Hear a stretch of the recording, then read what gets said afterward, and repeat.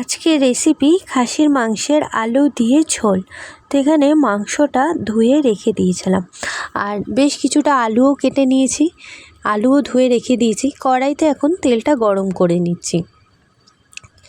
আর এই মাংস রান্না করব বলে ওইদিকে পেঁয়াজ, আদা, রসুন সব কেটে রেখে দিয়েছি। তো প্রথমে আলুটা আগে ভেজে নেব, নুন হলুদ মাখিয়ে নিয়ে ভেজে নেব। এখানে কড়াইতে আলু ভাজার মতনই তেলটা দিয়েছি, আলুটা ভেজে তুলে নিয়ে তারপর আবার বেশ কিছুটা তেল দিয়ে মাংসটা রান্না করতে বসাবো। তো চলো শুরু করে দিই এবার রান্না। তো এখানে আলুটা ভেজে নিচ্ছি, বেশ বড় বড় করে এই আলুগুলো কেটেছি। আচ্ছা, মশলা করব বলে এই যে টমেটো দিয়ে দিলাম, পেঁয়াজ দিয়ে দিচ্ছি, অনেকটা পেঁয়াজ আমি কুচিয়ে রেখে দিয়েছি, পেঁয়াজ বাটা লাগবে যেহেতু। তো পেঁয়াজ, টমেটো, কাঁচা লঙ্কা, বেশ কিছুটা রসুন আর আদা দিয়ে ভালো করে ব্লেন্ড করে নেব। মশলা রেডি হয়ে গেলেই ব্যাস আমি এবার কষতে থাকবো। আলুটা তো ভাজা হয়েই গেছে, নুন হলুদ মাখিয়ে নিয়ে ভালো করে ভেজেই নিয়েছি, এবার তুলে রেখে দেবো। তো চলো এবার মশলাটা রেডি করে নিই।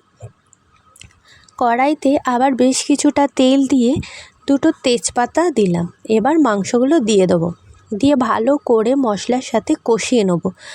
এই যে মাংসটা দিয়ে একটু নাড়াচাড়া দিয়ে এবার মশলাটা আমার রেডি হয়ে গেছে, ব্লেন্ড করে নিয়েছি সব কিছু একসাথে, আদা, টমেটো, কাঁচা লঙ্কা, রসুন, পেঁয়াজ সব কিছু দিয়ে এই যে রেডি হয়ে গেছে আমার মশলা। এবার মাংসের সাথে ভালো করে কষিয়ে নেব, অনেকক্ষণ ধরে কষাবো, তেল ছেড়ে আসলে তখনই জল দিয়ে আবার কষবো। তো এখন ভালো করে এখন নাড়াচাড়া দেবো। এবার দিয়ে দেবো গুঁড়ো মশলাগুলো।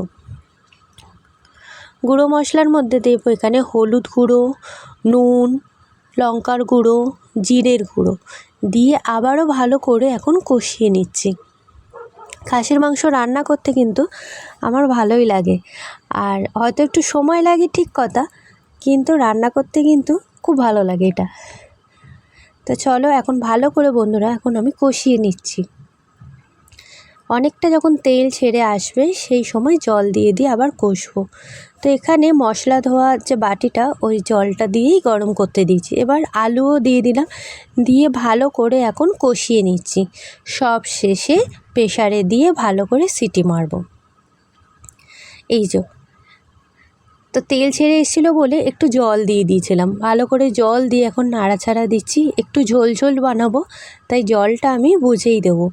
তো হয়ে গেছে এখন মোটামুটি অনেকক্ষণ ধরেই কষছি, কষা হয়েই এসছে। এবার চলো বন্ধুরা এবার দিয়ে দেবো আমি প্রেশার কুকারে। এই যে প্রেশার কুকারে দিয়ে দিয়েছি, এবার 6 থেকে 7টা মতন সিটি মারবো, ব্যাস রেডি হয়ে যাবে আমার খাসির মাংসের আলু দিয়ে পাতলা ঝোল। ভালো লাগলে